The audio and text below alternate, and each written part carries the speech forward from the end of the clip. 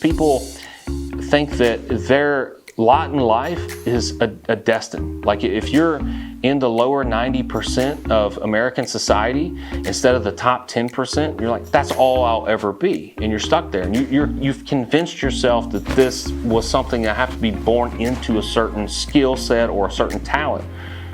Skills are things that are learned. They are things that are acquired. They are not things that we are born with. So Jeremy has a passion for day trading. So he picked up day trading, and in the last 6 months, he's averaging 15 to 20% on his money. So now as he replaced his W-2 income, he's actually doubled it, but now he's gained 80% of his time.